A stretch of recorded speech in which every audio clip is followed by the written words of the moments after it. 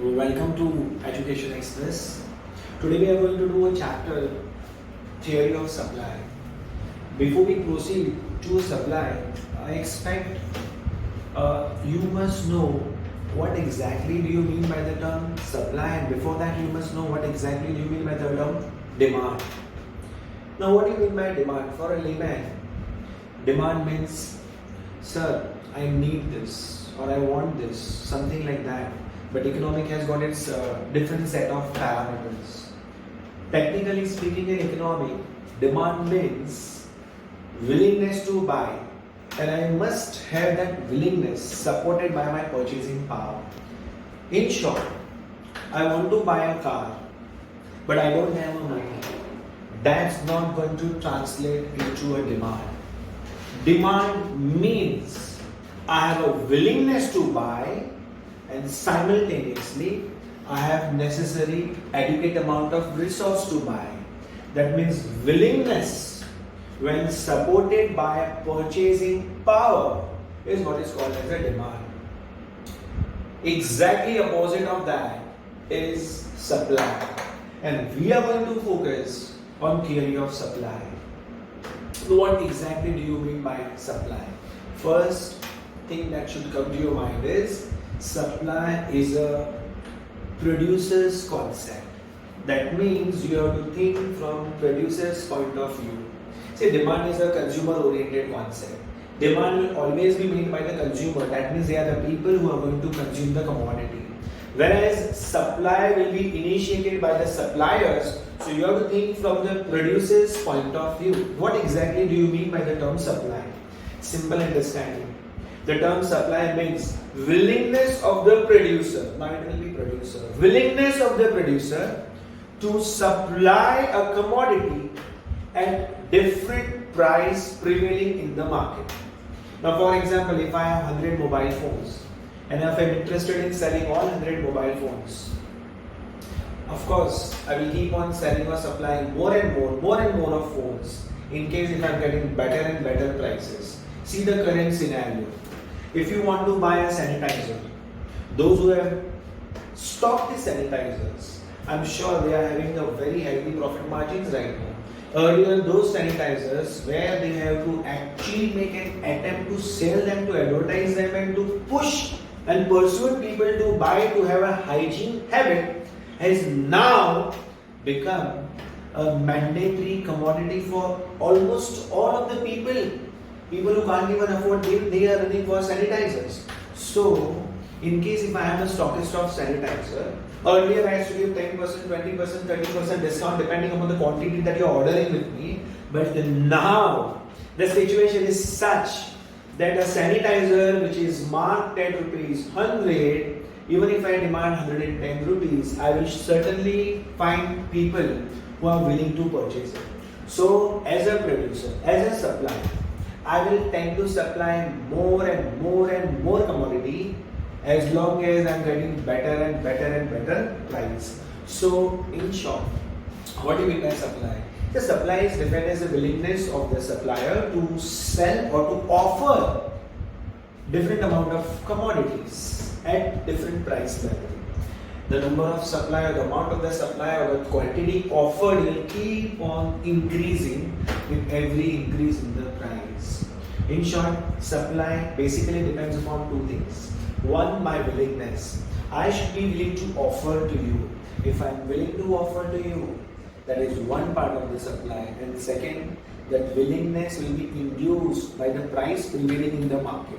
So if I am happy with the price that is prevailing in the market, I will keep on supplying. And as a producer, of course, I would want to make more amount of profit. And as you know, very smart to understand that more profit will be made only when you will keep supplying at a higher price. So in short, to sum up in the nutshell, my dear friends, supply is the willingness of the supplier to offer a commodity at existing or prevailing price rate. He will keep on supplying more of such commodities as the price keeps on going higher, and less of the commodities as the price keeps on falling. So in short, my supply is directly or indirectly related to price. I would say, sir, it is directly related to price. Why? Because as the price goes up, my supply will also go up. Example, supply of commodity. 1, 2, 3, 4, 5. I keep on supplying more and more in case if the price keeps on rising, let us say 10, 12 and 14 rupees, I may offer 3 quantity, 16 and 20. So to sum up, in case if I want to show my supply on a graphical model, so I would say that on x-axis, if I take supply of commodity, this is number of units, and you have price. This is 1, 2, 3, 4, 5. And suppose if this is 10, 12, 14, 16, 20. Y-axis, x-axis, smart enough. Quantity 1, 10. Quantity 2, 12. Likewise, 3, 14. 4, 16. 5, 20. When you join these points from A to B to C to D to E, a situation A, B, C, D, E. When you connect all the dots, what you get is called supply curve. You know what are the characteristic features of supply curve? Point number 1. Supply curve will always have a positive slope. In short, supply is directly proportional to price. Supply means willingness of the producer to offer a range of commodity at different prices. A producer will tend to supply more of the commodity as the price goes up and less of the commodity as the price goes down. So supply is directly related to price. If price keeps on increasing, supply will also keep on increasing. As a result of which, supply will always have a positive slope. So by now, we are sure what are the features of supply. Willingness of the producer to offer different range of commodities at different price points. As the price keeps on increasing, my supply will also keep on increasing. Next concept is, what do you mean by stock and supply? Are they same or they are different? Let us take one simple small example. I have 200 pieces of sanitizers. Alright. So basically I have 200 pieces of sanitizers in all. So this is my stock. Now if I am willing to sell the entire amount, alright, I am willing to sell 200 pieces of sanitizers. So the first thing is that, can my sale, the total number of units that I am ready to offer, can it exceed 200? The answer is no. So one thing is sure. What do you mean by supply and what do you mean by stock? First thing is, supply means willingness to offer at different price range. As the price will keep on increasing, my supply will keep on increasing. Whereas stock is, you can say, supply is a part of my stock. Supply will always be a part of the stock. If I am selling 60 units, that means this 60 is a part of this 200.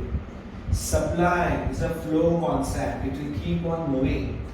But stock is not a flow concept. So why it is not a flow concept? Because stock is always referred to at a point of time. Whereas supply is referred to as over a period of time. In short, I can tell you, supply means it is a flow concept. Why? Because it involves movement, it involves transfer. Stock means I am keeping few things under my control. I am stocking it, I am warehousing it. That is what is called as a stock. Remember, my dear friends, my supply can never exceed my stock. Whereas stock will always be greater than supply or can be equal to supply. Now where it can be equal to supply? My stock can be equal to supply. Suppose if someone is willing to buy all 200 units, so I am also willing to sell all 200 units. In that case, my stock and my supply is going to be the same. Or else I can tell you, when they ask you a distinction between stock and the supply is willingness of the producer to offer things at different prices. As the price keeps on increasing, my supply will also keep on increasing. In short, supply is directly proportional to price, whereas stock is basically my supply is a part of my stock. My stock will always be more or can be equal to my supply, but stock can not be less than my supply. So basically, coming back to the same thing, if someone has to explain what could be the point of distinction between stock and supply, simple concept. Supply cannot exceed stock. Stock can exceed supply or it can be equal to supply. Supply is a flow concept. Why? Because it keeps on changing every day. Stock is not a flow concept.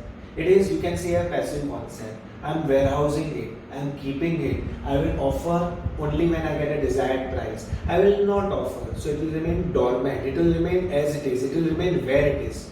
My stock can be greater than my supply. My stock can be equal to my supply. But my stock can never be less than my supply. So with this, one definition you have, accumulation of the goods for a particular purpose is what is called as a stock. Willingness of the producer to sell the commodity at a different price is what is called as a supply. Supply is a flow concept. Stock is a dormant concept. Supply cannot exceed stock. It can be equal to stock. Whereas stock will always be greater than or equal to supply. And finally, remember one thing. My supply will always be a part of my stock. My supply will always be a part of my stock. Whereas stock is accumulation of commodities with the objective of selling it at a desired price. With this, the distinction between the stock and the supply comes to an end. Types of supply. When we try and categorize types of supply, the first is based on the market conditions. Alfred Marshall, he was the one who propounded or coined the concepts of timing the market. According to him, market can be classified into 4 different types. That means very short period,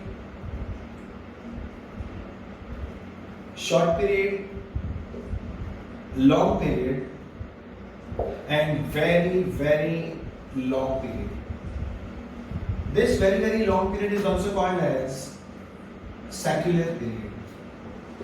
Now, we have to take into consideration supply in different market environments.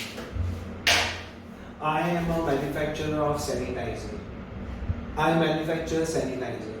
As on today, on 30th of March, I have 1000 bottles of sanitizers. Alright, this is what I have manufactured. 1000. Very short period.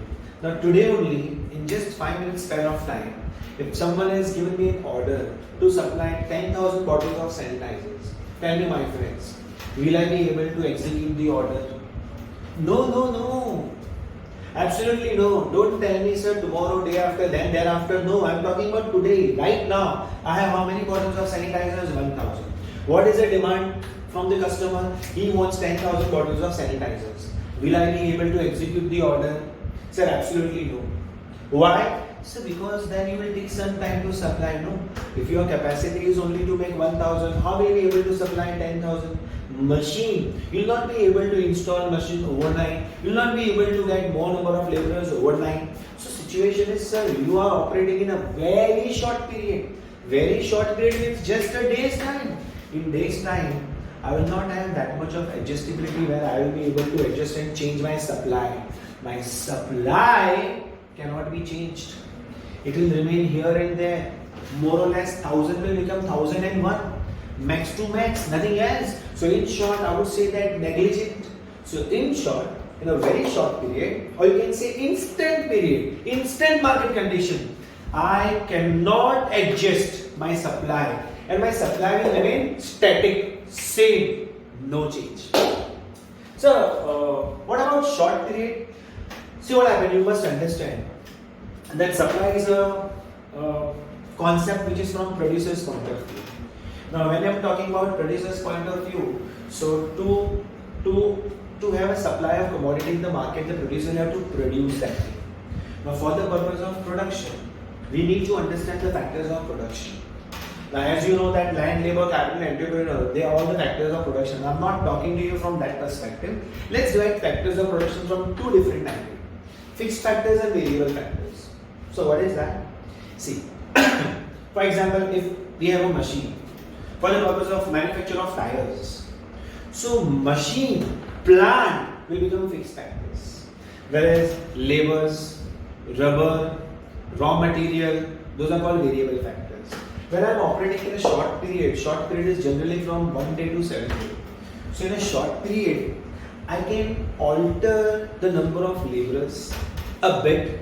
I can alter the working hours. Earlier they were working for 12 hours. Now because of the huge demand, I may ask them, request them, induce them, persuade them to work for 14 hours a day. But I cannot ask them to work for 24 hours a day. I cannot build another force of 500 more laborers overnight. That's not possible in the short period. Not possible.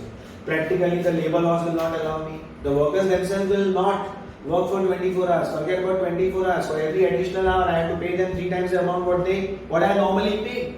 And usually, all this thing has to get connected to my productivity also, profitability also. That equation will not get balanced. So, in a short period, practically it is not possible to adjust or alter. But there is small margin, small flexibility where I can increase my supply to some extent, not considerable one, but small quantity can be adjusted. Some quantity can be adjusted because of, we can say, better utilization of factors of production. All variable factors will be utilized, or variable factors can be altered. Fixed factors can never be altered in the short period. Not possible only. Fixed factors like plant, machinery, etc. I cannot increase the capacity overnight. Long period, oh my god, long period, everything is possible. In fact, in the long period, plant, machinery, the capacity, the installation, number of workers, number of laborers, trained, skilled, unskilled, productive, unproductive, less productive, conducive, shifting the factory, more materialized, etc. Many factors are there. All of them can function together and converge to change the entire pattern of supply. Now, if suppose, let us say, you want 10,000 bottles of sanitizers, but not today, after 8 months. Of course, yes. You also know that this pandemic will no longer be there after 8 months. We will be free from all the havoc that we hear day in and day out. We are mentally so stressed. So every time every example I am including sanitizers so that you can link to this situation what we have had, this epidemic or pandemic, what we call it. So yes, coming back to the same thing again. In the long period, I can change my supply pattern. I can change the method. I can change the technology. I can change every possible damn thing that I need to do so in order to enhance my supply. But that's not possible in a very short period. In a very short period, you cannot adjust also. It's going to remain the same. In a short period, you can do that though very slightly. How? Sir, by altering the variable factors, that is raw material, better utilization of raw material, asking the workers to work for 1 extra hour every day, you can change that, but that will be slight, negligible. Long period, everything, a very long period. Tell me, after 200 years, what will be the demand for sanitizers? Can you project that? Trust me, no one really knows what's going to happen in a very long period or a secular period. What will be the nature of demand? What type of phone will be there after 100 years? I don't think so anyone can predict, because no one predicted 100 years ago that today we'll be having a smartphone in our hand. No one predicted 100 years ago we will have a different types of device where we'll be able to do video conferencing, or probably we can have an online lecture the way we are having right now. All these predictions were practically not possible. No one have ever imagined. So what is going to be the demand or a supply situation 100 years down the line, 200 years down the line, is practically not possible to project only. Hence, what we call it very, very long period or a secular period, which is not a part of our syllabus. Hopefully, you have understood. Very short period, long period, very long period. These concepts were coined by Alfred Marshall, and this is how the whole meaning of supply matches into the market situation. Coming back to individual supply and market supply, individual supply refers to supply of one single individual, let us say myself. As you know that I am also a part of a market participant, and I follow a very simple systematic theory of understanding with respect to supply, which says that number of units that I offer for sale, that is I am willing to offer following number of units for sale. 10 units, 20 units, 30 units, 40 units, 50 units. I'll keep on offering more and more number of units if you can give me better and better price. That means if price keeps on increasing, see, remarkably price keeps on increasing, then the quantity that I am offering will also increase. This is what is called as individual supply. Alright, now if you talk about market supply, what do you mean by market supply? So, hypothetically assume that there are three players in the market, A, P and X. Number of units supplied by A, units 20, 40, 60, 80, 100. 100, 200, 300, 400, 500. He is a very small player. He is a mid-sized player. And this guy is a very big player in the industry, has a dominant role. 200, 300, 500, 800 and 1000 units. So these are the quantities that A, P and X can supply. At what price? At a price of 20 rupees, 30 rupees, 40 rupees, 50 rupees, 60 rupees. What does that mean? So just have a look at A and price.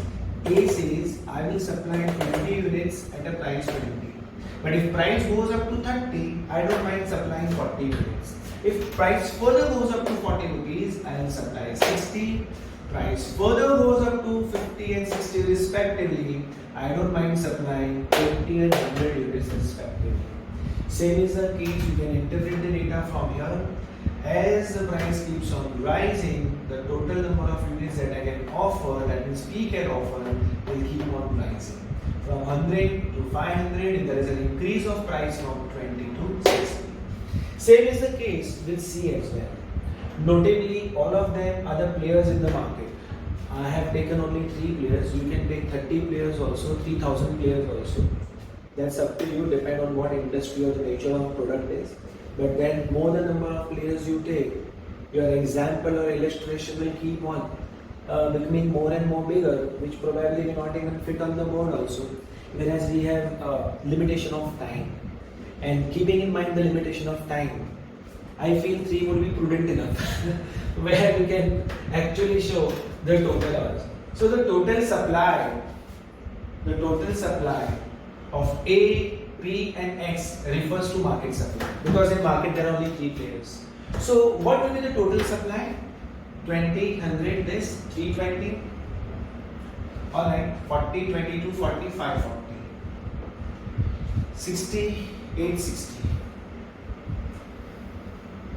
1280. 1600. In short, market supply in units: 320 units, 540 units, 860 units, 1280 units, 1600 units. What about the price? So the price remains 20, 30, 40, 50 and 60. That means if you see the supply curve for market, it says that as the price keeps on rising from 20 to 30 to 40 to 50 to 60, my supply will also keep on increasing. My supply keeps on increasing. You can check it out, check it out, check it out, baby. Oh yes, as you keep on increasing, 2030, my supply earlier 320, 540, 860, 1280 and 1600. This is your market supply curve. So the nature of market supply curve is same as the nature of individual supply curve. Where this guy was 11, 12, 13, 14, 15. Basically, if you go to see 11, so 10, 20, 30, 40 and 50. So start with here also my supply curve is directly proportional to price. It is showing me this is individual supply, this is market supply. Both individual supply and market supply has got the same characteristics. What is the character that it has taken? So the character is just very simple. If price rises, supply will rise. If price falls, supply will fall. That means price is the most important function which can influence my supply. Supply will totally depend upon price. So basically that's the reason we say that other things being equal, supply is directly proportional to price. That is the theory of supply. You can say law of supply. Alright. So let's start with the next topic for the same chapter, that is determinants of supply. What do you mean by determinants of supply? It means what are the factors that can influence my supply. That means as a producer, what are the things that can induce me, that can motivate me, that can encourage me or can discourage me to supply the goods. Now the first point over here is the factors which can influence me would be price. Price. So why like that? As we know that law of supply, supply is directly proportional to price. That means if the price will rise, my supply will tend to rise, and if price will fall, my supply will tend to fall. For a simple reason, if price rise, I will supply more so that I can get more margin of profit, and vice versa. Now, price does play a very important role, but price of other commodity also play a very important role in supply of my product. So how? For a very simple reason. In case if two commodities are correlated, like bread and butter, like tea and sugar, like car and petrol. So a change in price of one product will surely have an influence on the supply of the other product. What if the price of petrol goes up from rupees 70 a litre to 200 rupees a litre? That will have a major impact on demand for car, which will in turn will have an impact on supply of car. So that's how they are correlated. So what factors can influence my supply? The price of the product can influence my supply. The price of other commodities will also influence my supply. This is how you need to remember. Third is price of factors of production. You know, who am I? I am a producer. What the producer will do, he will manufacture. For the purpose of manufacturing, what I need? Factors of production. What are the factors of production? Land, labor, capital, and entrepreneur. What if my rental goes up? What if labor will demand more wages? What if my capital I have to pay more interest? And what if my expectation of profit rises? If all these things will happen, that means my cost of production will rise. My dear friends, if my cost of production will rise, then I will not take the risk of producing at the higher cost to suppress my margin, because I don't know if people will be willing to take this cost on their head. I don't know if people will be willing to buy this product at a higher cost. So in case if the cost of factors of production rises, my supply will tend to fall down. But if you think the other way around, I am getting some concession with respect to my rentals. My rentals are going down. My wages are going down. My interest cost is going down. Suddenly, almost all the costs are getting under control, are getting compressed. In that scenario, if the cost of production goes down, I will be in a better position to compete with my competitors. Also, the product will be available to the customers at a very reasonable price. In that case, there are chances that I will be able to supply more because I'm enjoying on my cost, and hence the supply will rise. Supply will increase. Next factor. So basically, we need price of the commodity. Second, price of other commodity. Third, price of factors of production. Fourth, technology. Technology plays a very important role in supply. If I am using latest modern technology, which has a possibility of producing in anticipation of demand, I can manufacture commodities depending upon the amount of demand. In that case, the supply is likely going to go up. The supply will rise. For example, now as you know, the sanitizers are in demand. And in case if I am using the latest technology where my machineries are such that it has an adaptability of changing from 5,000 pieces per day to 6,000 pieces per day, of course, yes, I will be using that technology to enhance my supply. Not only that, if I am using a better technology, my product will be homogeneous, my product will be better. Also, I will be able to save on my cost, and then I will be having a competitive edge also. So looking and keeping this in my mind, I will be able to supply more products. I will be able to supply or probably produce more quantity in case if I am using latest upgraded technology. But in case if I am using outdated technology, if I am using labor oriented technology, if I am not having upgrade of my technology, then my supply will tend to fall down. So technology plays a very important role in deciding the quantity of goods supplied. In case if you are using latest and modern technology, supply will tend to increase. In case if you are using outdated technology, supply will decrease. Next is supply also depends upon number of producers that are there in the market. Number of producers. So now, suppose for example, in my market there are only 2 producers. Then the total amount of supply would be supply of A plus supply of B. But in case the total number of supplies in the market increases from 2 to 20, so there are now 20 people who are there in the market who will decide the total number of units supplied in the market. So as the number of producers keeps on increasing, the total supply of the product will also keeps on increasing. Now let us say that think the opposite way or the other way around. There were 200 suppliers in the market. They were supplying this headphones. Alright. Now that means this earphone was supplied by 200 people in the market.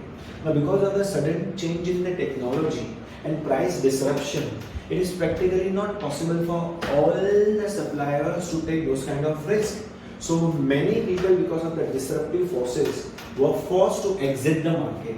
Out of 200 people, assume that 150 people left the market.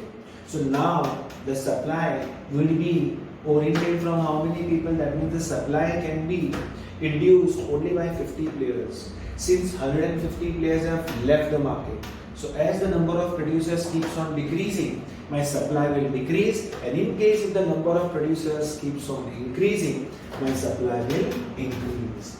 Next is future expectation. You know what is future expectation? Hope. Future expectation is hope. So what is that? Supposing, let us say, the price of marker has gone up from 10 rupee to 20 rupee. Suddenly the demand for marker has gone up. So the price of marker has gone up from rupees 10 to rupees 20. Generally speaking, In case if the price of the market goes up from 10 to 20, the supplier tends to supply more of the commodity. But supposing if I anticipate that the price of the market is going to reach 30 rupees or 40 rupees or 50 rupees, so what will happen? My expectation will decide whether I should supply or no. So supply also depends upon what are my future expectations. If I expect that the price of the market has gone up from 10 to 20 and I feel that the 20 price, the price of rupees 20 is going to peak out, a supplier may sell entire unit, he may be willing to offer the entire lot of units in case if we anticipate that the price in future is going to crash. It is the same fundamental based on which the stock market also runs, where everyone has an anticipation or a hope. If the price of the share has gone down from 100 to 40, I anticipate that 40 is a price, now it's not going to go below 40. Thinking that, or whatever it may be, I may think the other way around also, the price has gone up from 40 to 100. Even if it has gone to 40 to 100, I am not willing to sell, I am not willing to supply. Why? Because someone told me it's going to go to 200 rupees, or maybe 300 rupees, or maybe 400 rupees. So anticipating that the price is going to rise in future, what I do? I don't supply, even if the price is going up. So that means my supply will be induced by future expectation, what I have. So to sum up, if you go to see, supply is decided by the price of the commodity. It is also decided by the price of the commodity.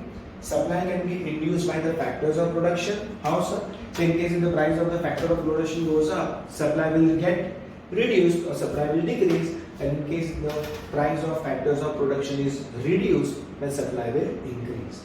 It depends upon the technology you are using. Modern technology, supply will increase. If you are using outdated technology, supply will decrease. It depends upon the number of the producers. Yes, sir. How? So in case if there are more number of producers, supply will definitely be more as compared to in case where the number of producers are lesser. Future expectation, I have just explained to you right now. Supply also depends upon tax and subsidies. What do you mean by tax? Tax is compulsory contribution that either a producer has to contribute or the end user has to contribute. In short, when you buy a particular product, you have to pay tax on consumption of that particular product. For example, if I buy a computer of rupees 10,000, I have to pay GST on maybe let us say 2,000 rupees. So 10,000 plus 2,000, your cost will be 12,000. Now, as a producer, I feel very happy in case if the taxes are low. Because if the taxes are kept low, that means the ultimate cost for the customer would be low. If the ultimate cost for the customer is low, then it will induce more demand for the product. And when the customer will demand more, I will be in a position to supply them more at the prevailing price. So basically, in case if the taxes are low, my supply will be more. In case if the taxes are high, my supply will be less. Same goes with subsidy also. What do you mean by subsidy? The word subsidy means the government is encouraging you, the government is incentivizing you for undertaking the project either in the backward areas or probably the commodity under consideration is such that the government feels it must be subsidized or it should be sold below its cost. Why? Because the government feels that such commodities are mere necessities for the people or very much needed by the people who are living just below the poverty line. I'll give you a simple example. Gas cylinders. Now this gas cylinders actually cost to the government around 1100 rupees. Yet they are sold by the government to the ultimate people at large at just 600 rupees. So the balance 500 rupees is a subsidy. Who bears the subsidy? The government will bear the subsidy. Sir, how? I am a producer. HP gas. I have to sell gas to you at 1100 rupees. But government forces me and tells me that you sell gas to this person who has a connection for rupees 700. So I will sell you for 700. But the balance 400, government will have to compensate me. That 400 is what is called as a subsidy. You must have seen most of the school receives huge amount of allowances from the government. Government grants, government allowances. Those are the subsidies that the school, colleges, etc. they actually get it. What about, you must have heard about JNUs? Yes, the recent case, all you must be aware about JNU, Jawaharlal Nehru University. Now, this particular university is located in Delhi, and there is no age bar for the people to do any course out there. And trust me, the amount of cost including boarding, lodging does not even exceed more than 20,000 rupees per annum. Do you think in a posh, lush green area where JNU is located, including your lodging, your boarding, plus your coaching, plus your tuitions, do you think 20,000 rupees per annum is the amount of fees which they actually you pay is equated to the par value of what you get in return? The answer is no. Major part of that is getting subsidized by the government. That is what is called as a subsidy. So that was just to make you understand what exactly do you mean by the term subsidy. Let's come to our point, how subsidy and supply can be correlated. In case if the government is giving you subsidy, so that product will become very cheaper for the general public at large. As a result of which my supply will rise, my supply will increase. But in case if the government is withdrawing subsidy, that means the people have to pay 1100 rupees for the same cylinder. It will impact their demand, it will impact their ability to purchase. So my supply will tend to fall. In short, if taxes, if you increase the tax, supply will fall. If you reduce the tax, supply will rise. If you increase the subsidy, my supply will increase. If you decrease the subsidy, my supply will decrease. In short, my supply is inversely proportional to taxes, whereas my supply is directly proportional to the subsidies. Alright, that means higher taxes, less supply, lesser taxes, more supply. Higher subsidy, higher supply, lesser subsidy, supply will be less. Move on to the next one. So far, so good. I hope everything has been understood. What about natural factors? What are natural factors? That is weather conditions. Supply is also dominated by the weather conditions. As you know, for the agricultural products, rainfall plays a very important role. Failure of rainfall will adversely affect my supply. And you know that for a very simple reason, that the yield of crop depends upon the rainfall. And rainfall as it is in our country is a gamble of monsoon. Failure of monsoon can adversely affect the supply of entire agricultural commodity. And agricultural commodity are systematically linked to various industries which directly or indirectly depend for the raw material of the agricultural inputs and agricultural outputs. So natural factors can also influence my supply. Then we have transport and communication system. Right now, current situation is we are facing lockdown everywhere. You can see trains not working, buses not working, long distance trains not working, planes not working. There is a severe and a serious problem related to transportation, and that's the reason why you see our entire transportation system has come to a halt. Right now, only essentials and necessaries are being supplied to you.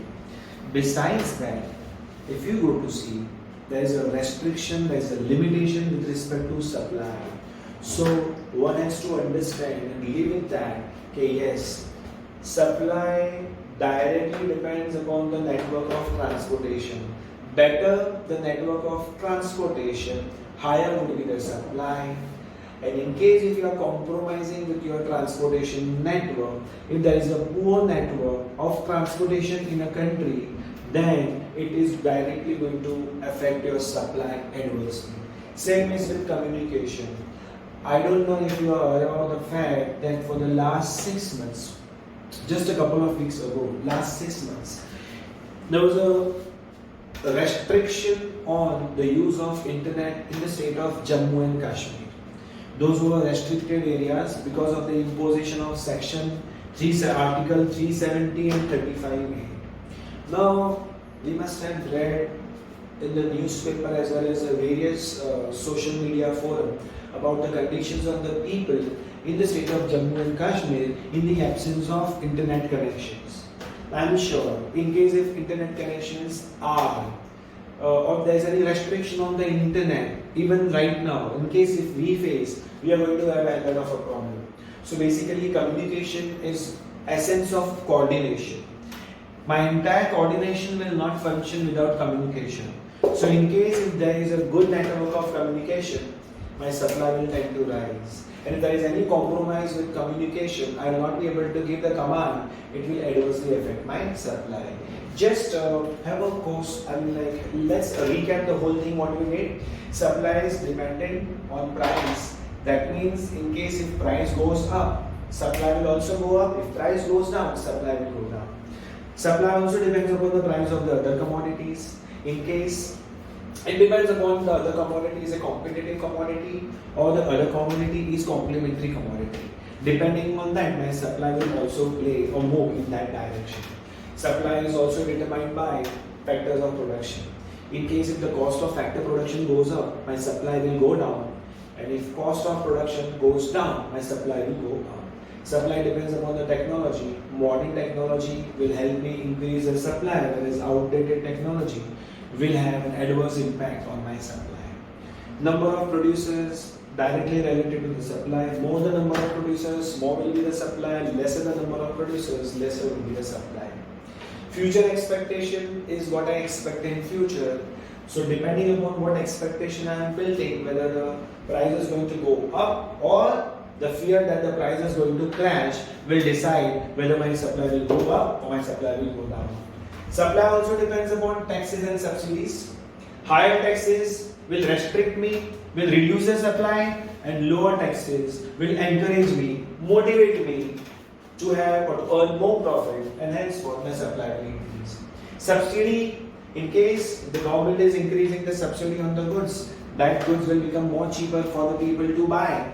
It will not change my selling price, but people will definitely demand more of such goods, resulting into increase in my supply.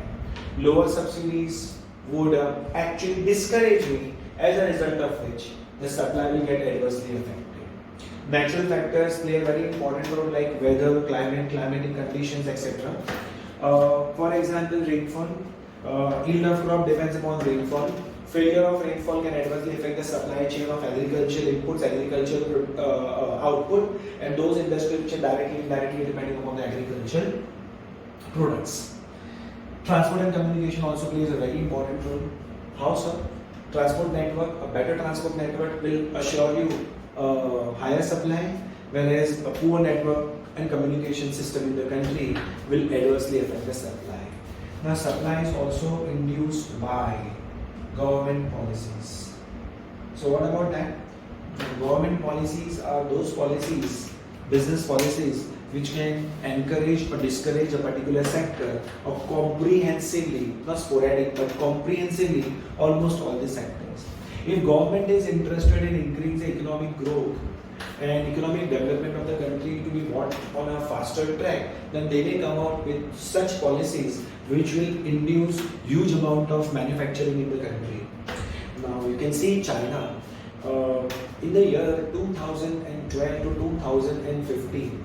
China has adopted a huge, massive mass manufacturing policy, as a result of which the infrastructure and the economic growth and economic development in China was way ahead compared to any other country all over the world. So same way, in case of the government policies encouraging to manufacture, then that will lead to a massive supply in the system. So with this, I think 10 points are more than enough for you to understand the factors that can influence or the factors that can have a very important and a dominating role with respect to supply of the product.